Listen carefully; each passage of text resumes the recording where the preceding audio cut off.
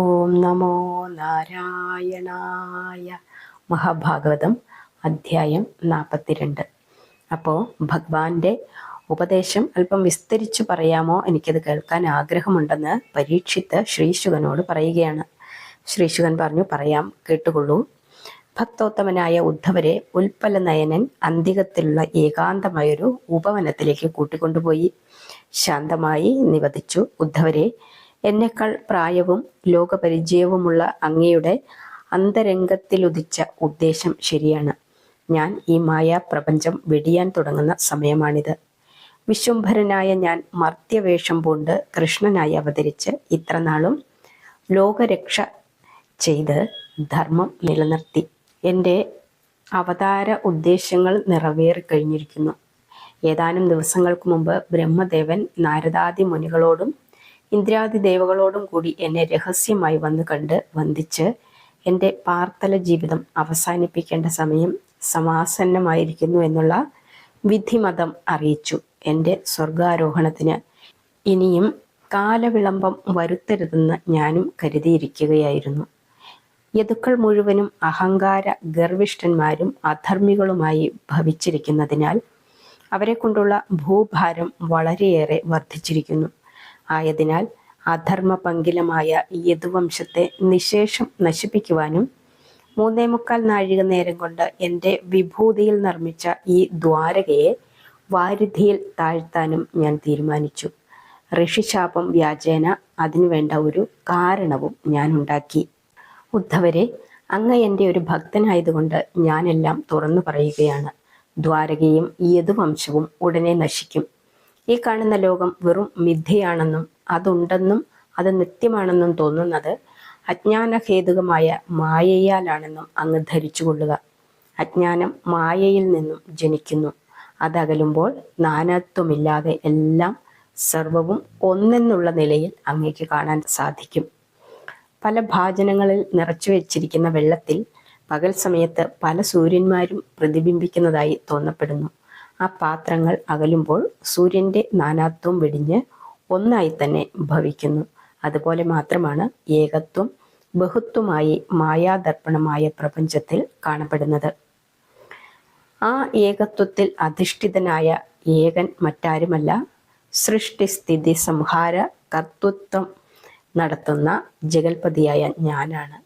സുഖദുഃഖങ്ങളും സ്വർഗനരകങ്ങളും ഇഹപര ലോകങ്ങളുമെല്ലാം എൻ്റെ മായാ വൈഭവത്താൽ തോന്നപ്പെടുന്നവകളാണ്.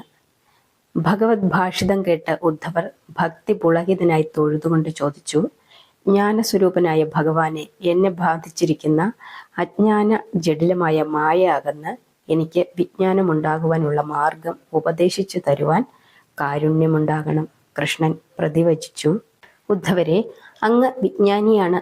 ഭക്തകളായ ഗോപസ്ത്രീകളെ സാന്ത്വനപ്പെടുത്തി അവർക്ക് ജ്ഞാനമാർഗം ഉപദേശിക്കുവാൻ അങ്ങയെയാണല്ലോ ഞാൻ പറഞ്ഞയച്ചത്.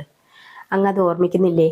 രതിഭക്തിയോടെ എന്നെ കാത്തിരുന്ന കുബ്ജയായ സൈരന്ധ്രിയുടെ സങ്കേതത്തിലേക്ക് അങ്ങയെയാണല്ലോ തോഴനായി ഞാൻ കൂട്ടിക്കൊണ്ടുപോയത്. എങ്കിലും അങ്ങയുടെ മനസംതൃപ്തിക്ക് വേണ്ടി വിജ്ഞാനപ്രദമായ അവധൂത യദു സംവാദം ഞാൻ പറഞ്ഞു കേൾപ്പിക്കാം.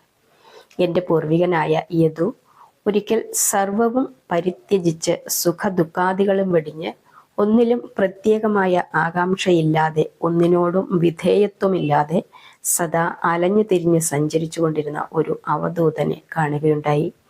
അദ്ദേഹം ആ അവധൂത സന്യാസിയെ ആദരപൂർവ്വം ക്ഷണിച്ച് സൽക്കരിച്ചിരുത്തി വിനയപൂർവ്വം ചോദിച്ചു, ലോകപൂജിതനായ ഹേ ധന്യാത്മാവേ, അറിവില്ലാത്ത വെറും ഒരു ബാലനെ പോലെ ഉദ്ദേശ്യമോ ലക്ഷ്യമോ സങ്കേതമോ ഇല്ലാതെ ശരീര ക്ലേശങ്ങളെക്കുറിച്ച് തെല്ലും ചിന്തിക്കാതെ അങ്ങ് എന്തിനാണിങ്ങനെ അലഞ്ഞു നടക്കുന്നത്? അവധൂതൻ പ്രതിവചിച്ചു, അല്ലയോ മഹാമതേ, യാതൊരു ഉദ്ദേശമോ ലക്ഷ്യമോ സങ്കേതമോ ഇല്ലാതെ വായു സഞ്ചരിക്കുന്നു. തന്മൂലം അതിന് യാതൊരു ക്ലേശവും സംഭവിക്കുന്നുമില്ല. സുഖദുഃഖാദികളെക്കുറിച്ച് ചിന്തിക്കുന്നുമില്ല. ജീവിതവും അതുപോലെ കർമ്മവാസനയനുസരിച്ച് എങ്ങോട്ടേക്കെന്നില്ലാതെ ചുറ്റിത്തിരിയുന്നു. എൻ്റെ അവസ്ഥയും അതാണ്. എൻ്റെ മാത്രമല്ല, എല്ലാ ജീവികളുടെയും അവസ്ഥ അതാണ്. ആയതിനാൽ ഈ തത്വം പഠിപ്പിക്കുന്ന വായു എൻ്റെ ഒരു ഗുരുനാഥനാണ്. വായു ചലിക്കുമ്പോൾ അത് പവനനായി തീർന്ന് പലർക്കും സുഖത്തെ അരുളുന്നു. അതുപോലെ അപരിച്ഛിന്നവും ആദ്യന്ത വിഹീനവുമായ ആകാശവും എൻ്റെ ഗുരുവാണ്. ആകാശത്തിൽ മേഘശകലങ്ങളെ കാറ്റ് അങ്ങുമിങ്ങും പറപ്പിക്കുന്നു. കാർമേഘങ്ങൾ തടിച്ചുകൂടി മഴ പെയ്യിക്കുന്നു. മിന്നൽ പിണറുകളും ഇടിഗർജിതങ്ങളും ഉണ്ടാകുന്നു. ഇതൊന്നും ആകാശം അറിയുന്നില്ല. അത് പരന്ന് ഒരേ നിലയിൽ സ്ഥിതി ചെയ്യുന്നു. എൻ്റെ ഈ സഞ്ചാരം എന്നല്ല, എൻ്റെ യാതൊരു പ്രവൃത്തികളും അവ മൂലമുള്ള സുഖ ദുഃഖാദികളും എൻ്റെ മനസ്സിനെ ബാധിക്കുന്നില്ല, ആകാശത്തെ എന്ന പോലെ. ഈ തത്വം എന്നെ പഠിപ്പിച്ചത് ആകാശമായതുകൊണ്ട് നഭസ് എൻ്റെ ഗുരുവാണ്. പുണ്യ തീർത്ഥങ്ങളിൽ സ്നാനം ചെയ്താൽ സർവ്വ പാപങ്ങളും നശിക്കുന്നു. എത്രയായിരം പേർ സ്നാനം ചെയ്താലും ആ തീർത്ഥത്തിന് യാതൊരു ആലസ്യവും ക്ലേശവും ഉണ്ടാകുന്നില്ല. എന്തും സഹിച്ച് അന്യന് പുണ്യം ചെയ്യാൻ അത് സദാ സന്നദ്ധമാകുന്നു. മഹത്തായ ഈ തത്വം പഠിപ്പിക്കുന്ന തീർത്ഥവും എൻ്റെ ഗുരുവാണ്. തീർത്ഥം പോലെ അത് സ്ഥിതി ചെയ്യുന്ന ഭൂവിഭാഗവും ഗുരുവാണ്. എന്തുകൊണ്ടെന്നാൽ സർവവും സഹിച്ചുകൊണ്ട് പരോപകാരപ്രദമായി ആ തീർത്ഥം സ്ഥിതി ചെയ്യാനും വേണ്ടവണ്ണം ഒഴുകുവാനും അത് ത്യാഗപൂർവം സൗകര്യം നൽകുന്നു. ചന്ദ്രൻ യഥാർത്ഥത്തിൽ സമവൃത്തനാണ്. കുളിർമയും പ്രകാശവും അത് പ്രപഞ്ചത്തെ ആനന്ദിപ്പിച്ചുകൊണ്ട് കോൾമയർ കൊള്ളിക്കുന്നു. എന്നാൽ കറുത്ത പക്ഷത്തിൽ ദിവസം പ്രതി അതിൻ്റെ വൃത്താകൃതി കുറഞ്ഞു കുറഞ്ഞു വരുന്നു. അപ്പോഴും മനക്ലേശമോ ദുഃഖമോ കൂടാതെ തന്നാലാവുന്ന വിധം ലോകത്തെ സന്തോഷിപ്പിക്കുന്നു. സൂര്യനെ കൊണ്ടാണ് അതിന് വൃത്തിക്ഷയം ഉണ്ടാകുന്നതെങ്കിലും അതുമൂലം അതിന് മനക്ലേശമോ അർക്കനോട് വൈരാഗ്യമോ ഇല്ല.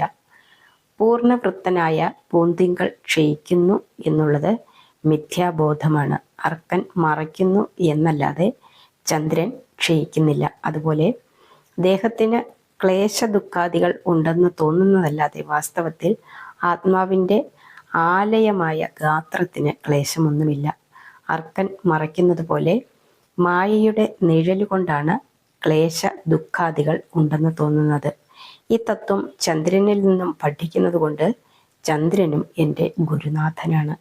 കാലസ്വരൂപനായ ആദിത്യൻ നിത്യവും സുവ്യക്തനായും അവ്യക്തനായും കാണപ്പെടുന്നു. അവ്യക്തനായി അപ്രത്യക്ഷനായി തീർന്നത് രാത്രിയുടെ മായാശക്തിയാലാണ്. രാത്രിയും വാസ്തവികമല്ല, സൂര്യൻ്റെ മറവിയിലുണ്ടാകുന്ന മായയാണത്. അങ്ങനെ ഇല്ലാത്ത മായയുടെ വൈഭവത്താലാണ് ഇല്ലാത്ത ഈ പ്രപഞ്ചം തന്നെ ഉണ്ടെന്ന് തോന്നിപ്പോകുന്നത്. അവ്യക്തനും സുവ്യക്തനുമായി ഭവിക്കുന്ന അർക്കനിൽ നിന്നും ഈ തത്വം ഗ്രഹിക്കുന്നതിനാൽ കാലത്തെ സൃഷ്ടിക്കുന്ന സൂര്യനും ഒരു ഗുരുവാണ്. ഒരു മാടപ്രാവ് തൻ്റെ പ്രേയസിയായ കപോതിയും ഒരുമിച്ച് സുഖിച്ച് ജീവിച്ചു വന്നു. ഏതാനും നാളുകൾ കഴിഞ്ഞപ്പോൾ കപോതി ഗർഭം ധരിച്ച് മുട്ടകളിട്ടു. മുട്ടകൾ വിരിഞ്ഞ് കുഞ്ഞുങ്ങളുണ്ടായി.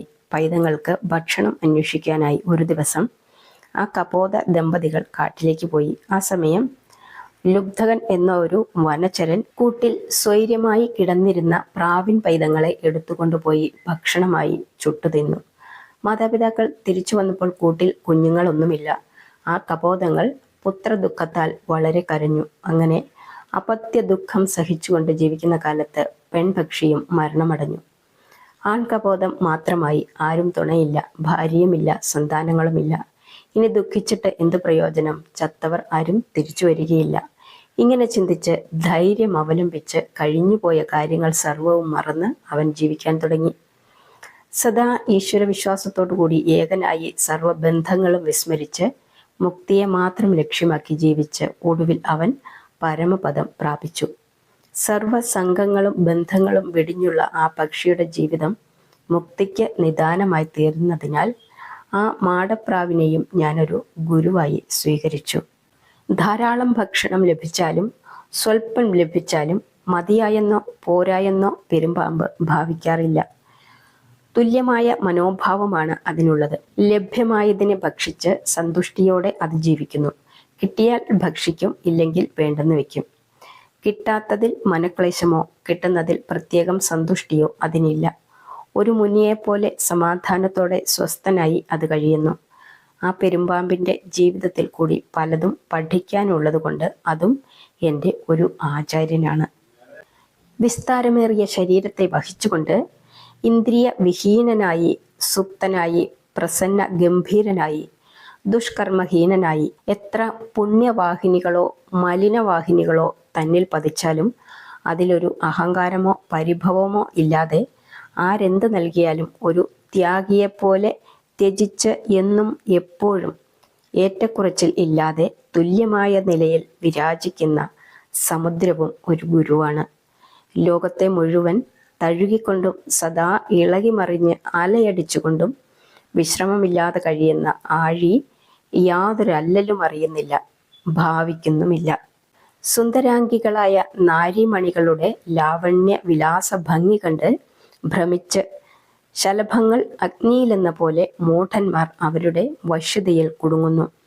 വിഷയാസക്തിയിൽ നിന്നും ഉജ്ജ്വലിക്കുന്ന കാമാഗ്നിയിൽ ആ മൂഢന്മാർ വീണ് വെന്തു വെണ്ണീറാകുന്നു. ദീപാഗ്നിയെ കണ്ട് ഭ്രമിച്ച് അത് തനിക്ക് ആസ്വദിക്കാമെന്ന് കരുതിയാണ് ശലഭം അതിൽ വീഴുന്നത്. ഫലമോ സ്വനാശം. അമിതമായ ഭോഗാസക്തിയും സ്ത്രീ ലംബടത്വവും ആപൽക്കരമാണെന്ന് ആ ശലഭം നമ്മെ പഠിപ്പിക്കുന്നു. ആയതിനാൽ ശലഭവും എൻ്റെ ഒരു ഗുരുനാഥനാണ്. ബാക്കി നമുക്ക് നാളെ പറയാം.